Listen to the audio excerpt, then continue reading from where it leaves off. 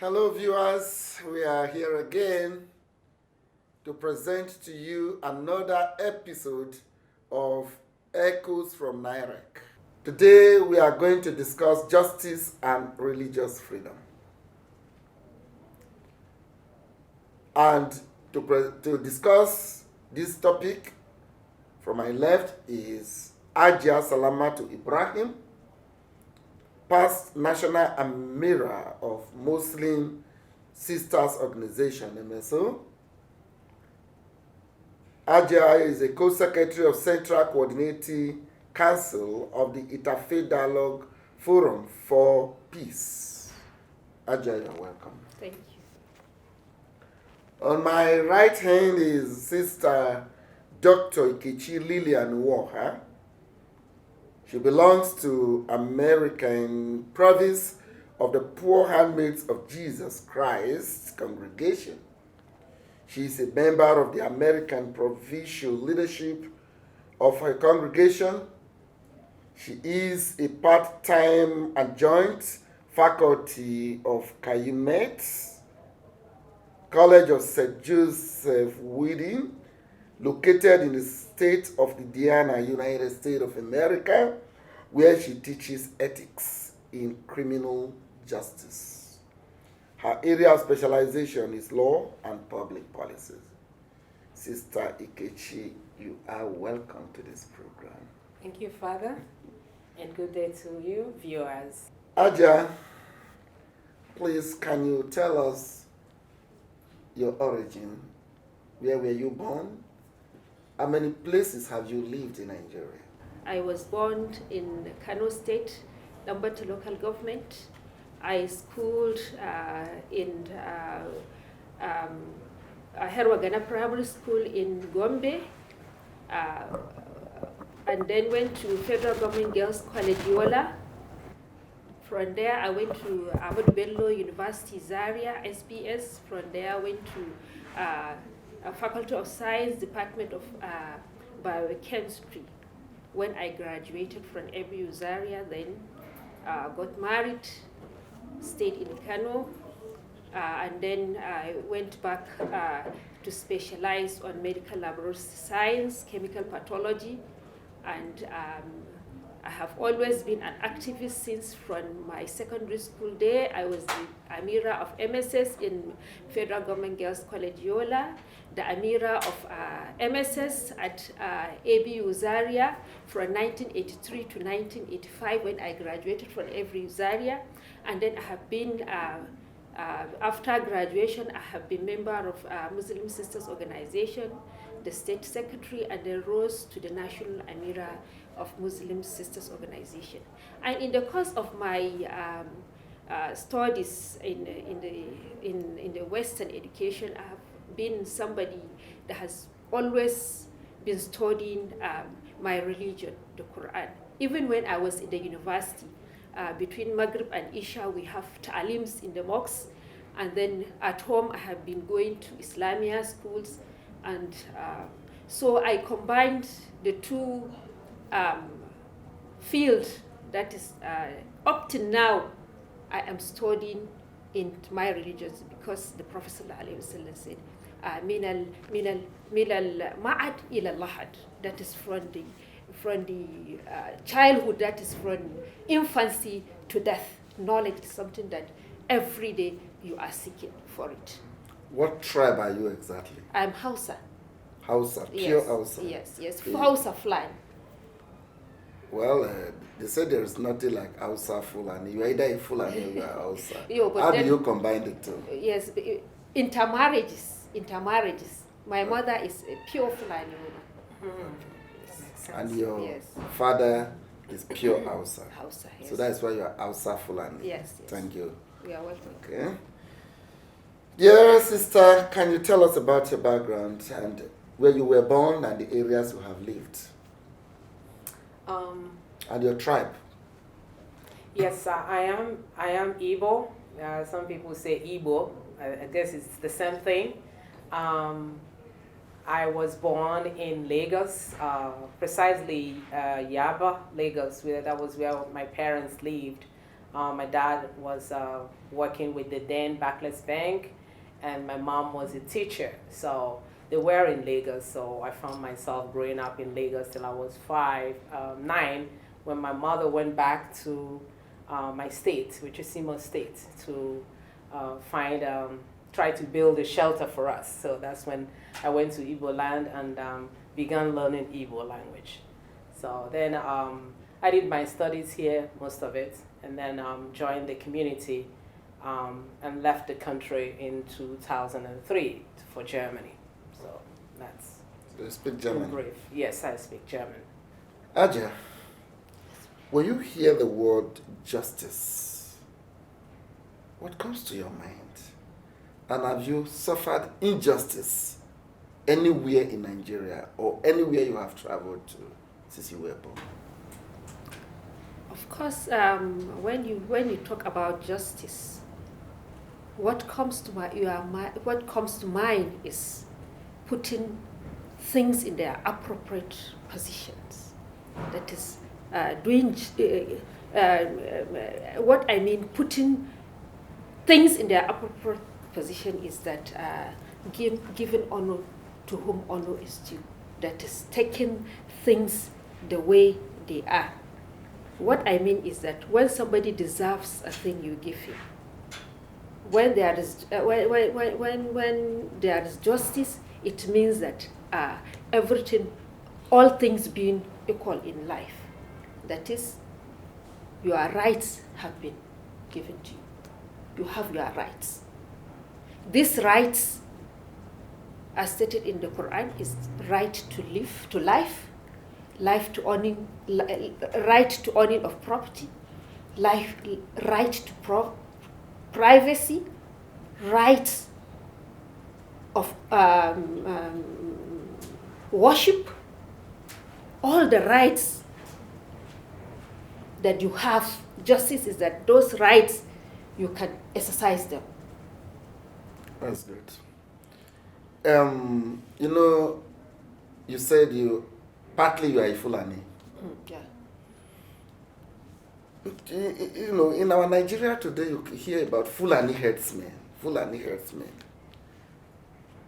And, sister is going to answer this anyway, but let me come to you first. When you begin to stigmatize a tribe, it can lead to genocide. It can lead to a war. How do you feel when people, now today people disguise and wreak havoc and they will say Fulani herdsmen? Whenever you hear this, how do you feel as a Fulani woman? Of course, it's natural for somebody to feel bad when somebody is being stigmatized. Yeah. And the thing is that if we take it, why are they being stigmatized? Why is it that people are being labeled with a kind of label? It's because of injustice. That's why people could be labeled. Justice in Islam is that it's something that separates you from tribalism, frees you from the shackle of traditionalism, from the shackles of tribalism, from the shackle of worshipping somebody instead of God. Justice means giving the due to whom due is due to. That is the Creator. All laws and everything are in the hands of the Creator. That is justice. And that justice, if it is being done, nobody will stigmatize a tribe. We will feel that humanity is one. So what happened is that a verse of justice in the Quran is where Allah subhanahu wa ta'ala is saying that يا أيها الذين آمنوا يا أيها الناس إنا خلقناكم من ذكر وأنثى وجعلناكم شعوبا وقبائل لتعرفوا إن أكرمكم عند الله أتقاكم. That I have created you, all you people, I have created you into nation and tribes, so that you may know each other. Nobody chose the tribe he wants to belong. Nobody chose the parents that the family he wants to come in. Allah selects it and brings him to the world. And Allah has told us that we are all the same in his own eyes. So if people abide by this law, these things shouldn't have a reason that the Fulani people, the what, no. We are all created by Allah subhanahu wa ta'ala. That's why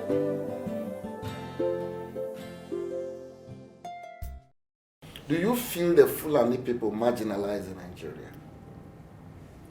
I don't feel the Fulani people have been marginalized. What I feel is that a sector of Nigeria, I don't know how to put it, but it's not a matter of marginalization, because the Fulani person that is living in town has all the social amenities that has been provided by the government that he could access. But what I look at is that the Fulani in the village that is running his normal nomadic life, those facilities have not gone to him. You see, people are now talking about nomadic education. I know you don't belong to the nomadic Fulani. Yeah. You get it? You don't belong to the nomadic Fulani. Now, you share much from Hausa, Yes. you share from Fulani. Do you notice any disparity between the Fulani and the Hausas, especially the Fulani and the Hausas who are Christians and the Fulani and the Hausas who are Muslims? Just briefly. Do you feel any kind of injustice in the relationship between Fulanis and Hausas? In Kano, for example, where it's come from. Yes. There are areas where the Christians live. There are areas where the Muslims live. They could be Fulani, they could be Hausas. Do they share equal amenity do they share the same social justice?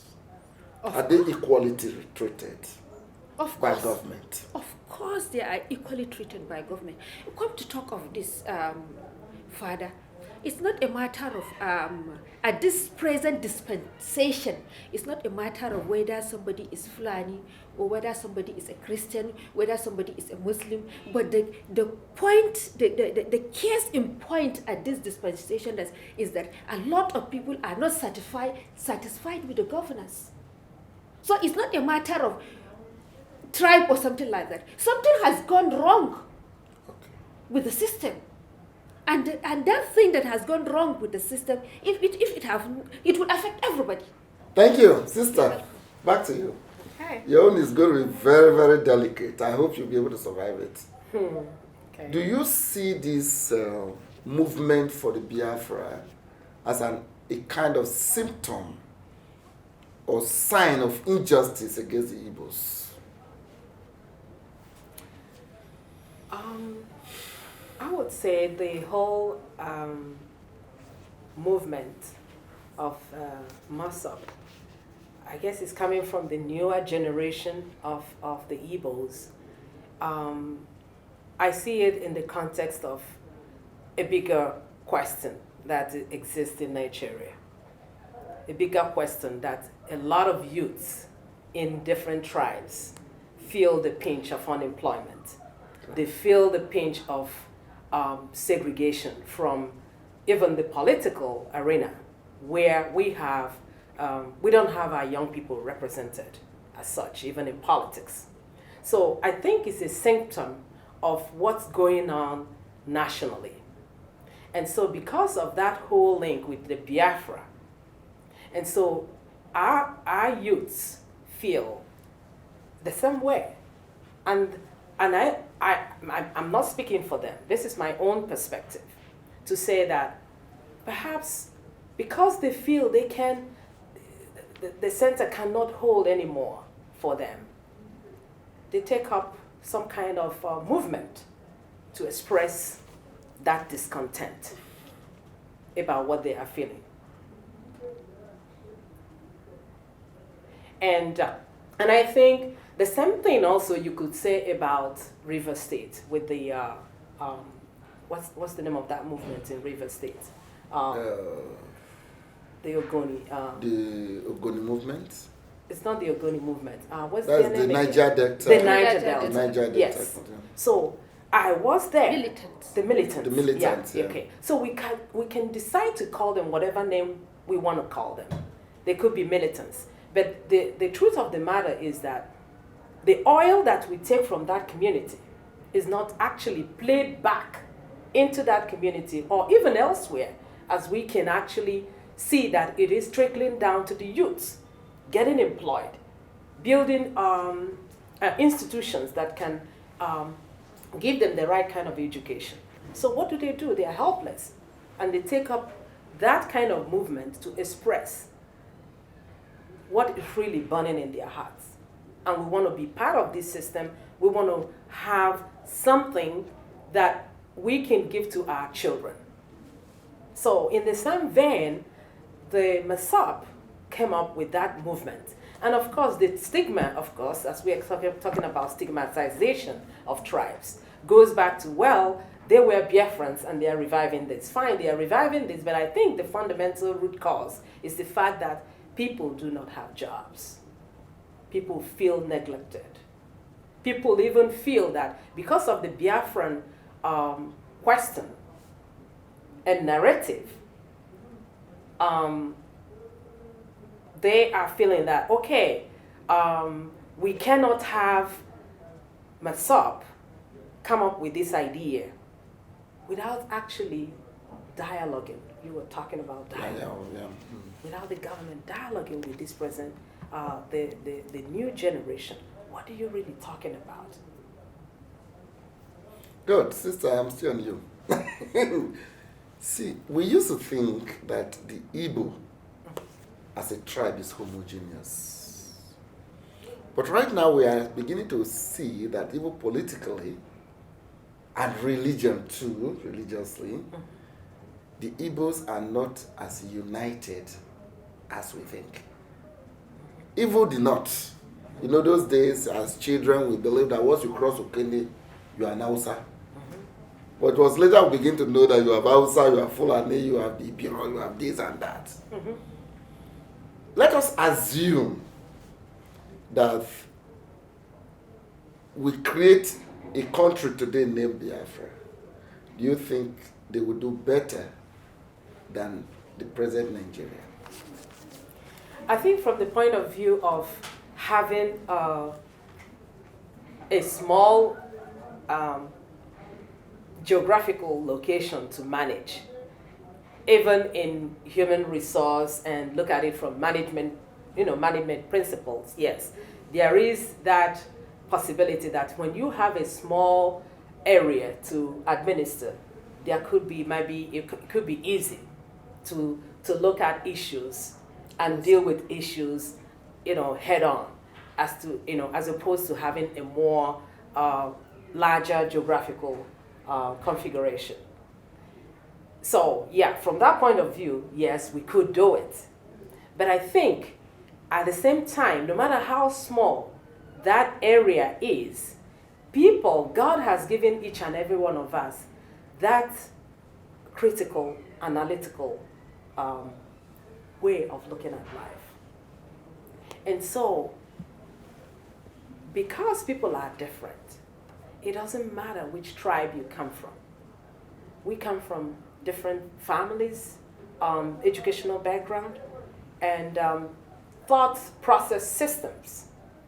And therefore, we will differ in the way we will look at how that configuration is going to play out as Biafra. And that can also bring about differences in ideas when we come to the table to discuss how do we go forward. So it doesn't necessarily mean that everything will be rosy if the Biafra is actually, come to pass. Because there will still be differences. People will still be thinking differently, regardless of the fact that we are all from the same tribe. Yeah. Because what I'm asking actually is, like today in Nigeria, you see that when it comes to elections in Nigeria is becoming warfare, fighting. So I'm just thinking that when it comes to elections, maybe for the Biafrans, the man from Imo would think he should be the person, the man from Anambra, Enugu, or Abia. I'm just thinking in terms of that. But anyhow, we'll leave that for another day. Now, sister, this is going to be very, very personal. You've had a lot of opportunities. you think if you were not a reverend sister and you didn't travel to the Germany and United States, the kind of position you have today, you just finished university, you are lecturing in university, if you were remaining in your village, do you think that the normal village girl of your caliber will have this kind of opportunities you have? Right now, of course, no. It's a capital no will be my answer. Why? Because, of course, environment determines quite a lot, you know. So just like now, you know, I was fascinated to see the resume of Hajia Salamatu. And so I've been in the north, and I've met some Fulani girls who are actually carrying their little water calabash and going to the stream. And so it is a whole different world for them. And so she and I will have that different opportunities that we have. And I'm not saying it's because I went outside the country that I had the opportunities, because I believe that Nigeria made me what I am. They gave me that foundation. But the fact that my parents, you know, raised me in a different environment, and they worked hard to get education, which they in turn passed on to me by actually putting me into school. That helped me. But if I go to my village, there are people out there who have no opportunity. Their parents, and it started from their parents' parents, you know, their ancestors, they never have that same opportunity. So then they are stuck in the village, you know. So yes, it is a good thing that I'm out, but I wouldn't also give all the credit to USA or England or all of that. I will also give the credit to my Nigerian professors who helped me, who gave me that background for what it is for me today, and my parents, of course. So and that is why it is a challenge for our politicians to begin to look at the villages, you know, to look at the communities and see how can this development begin from you know, rural areas, you know, beginning to empower the women and men and young boys and girls in our communities. Thank you very much.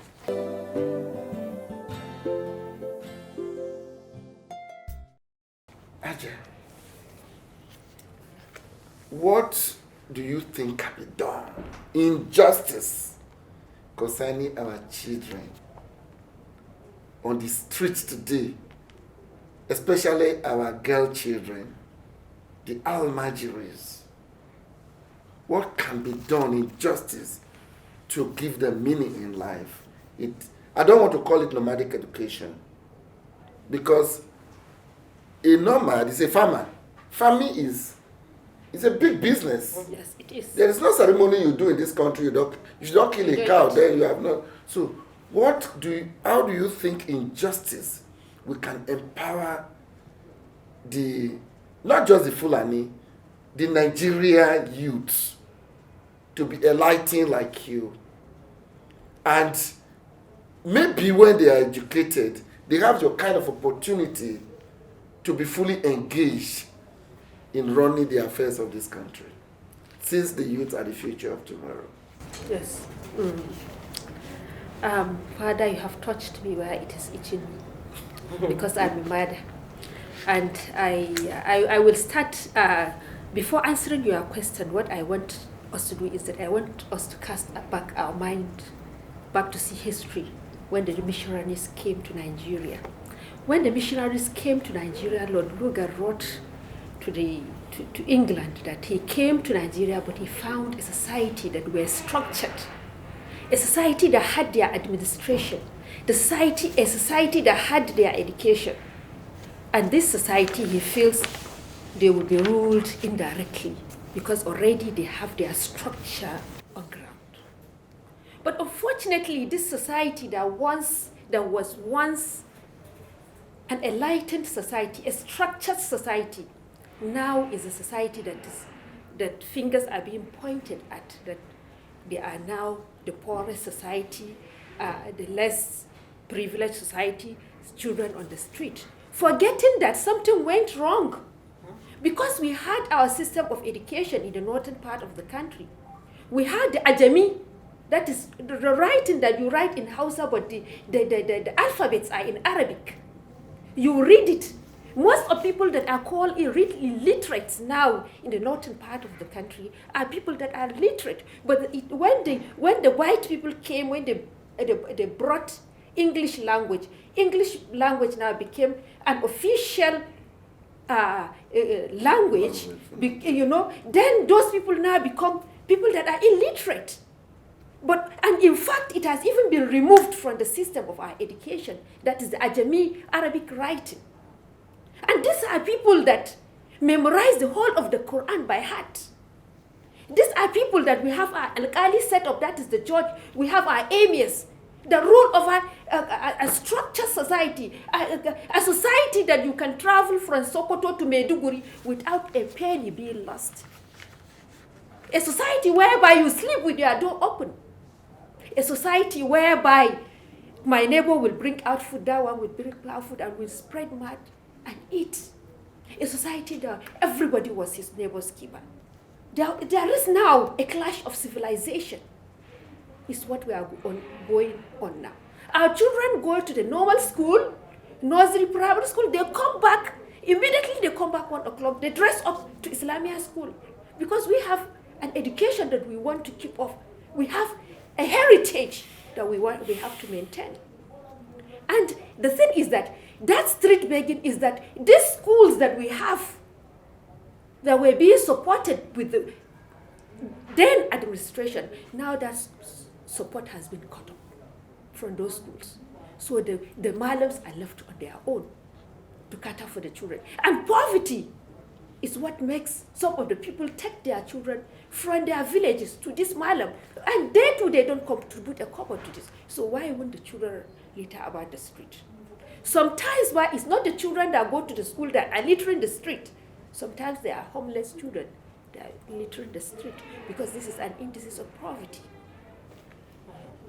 Go to Sharada area of Kano State and see industries there that have been closed because NEPA is not there. The light is not there. And if they should use alternative power, they are not going to meet the supply. And then influx of commodities from all over other nations are coming into Nigeria, and Nigeria has become a dumping ground. You understand? So it's an interwoven societal problem that is going on. It's not only one factor. There are so many factors to it. And we are no more our neighbors' keeper. So, Aja, it's really pitching you. So, right. Yeah, it's really pitching you, sister.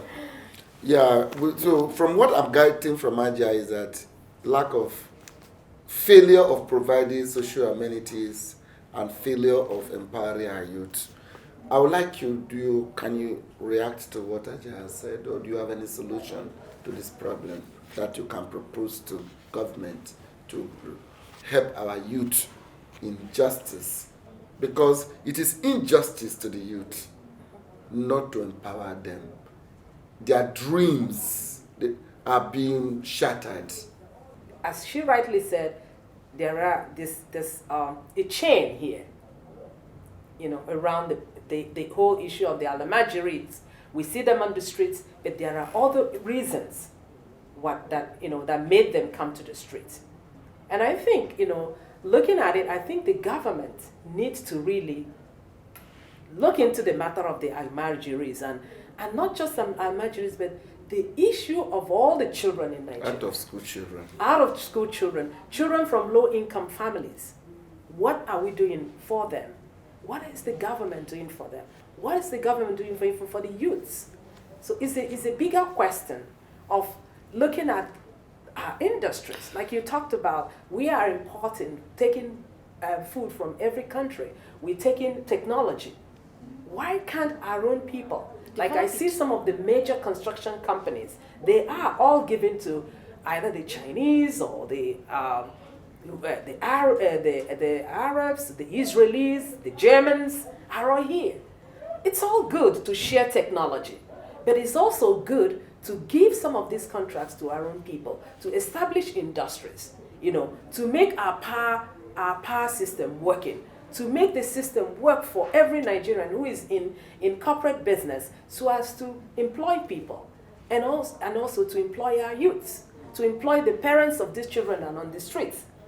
And of course, there is also the question of people, like, it could be also rumor, I don't know how true this is, I don't know how this is based on truth, that some people sponsoring these almajiris. I don't know how true that is. I think I heard that yesterday at the forum. Okay. Usually what happens is that there is a saying, an idle mind is the devil's workshop. Okay. So, as you have said, the youths that are unemployed, whoever it is that has the means can employ them, but this is something I don't know.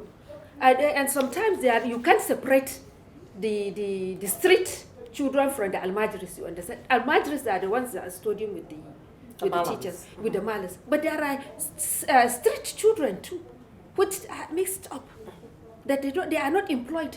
So somebody that is not employed, it could be, but it's something that I don't have fact and I don't know, and I just had it too. Yeah. So viewers, we'll be talking about justice and religious freedom. We did not actually talk much about religious freedom because we really don't see religious freedom as a serious issue in Nigeria than this injustice against our youth. And that is why we dealt more serious. But in another episode, we could take religious freedom as a topic. So it will come your way again. I ask God to bless and protect you both now and forevermore.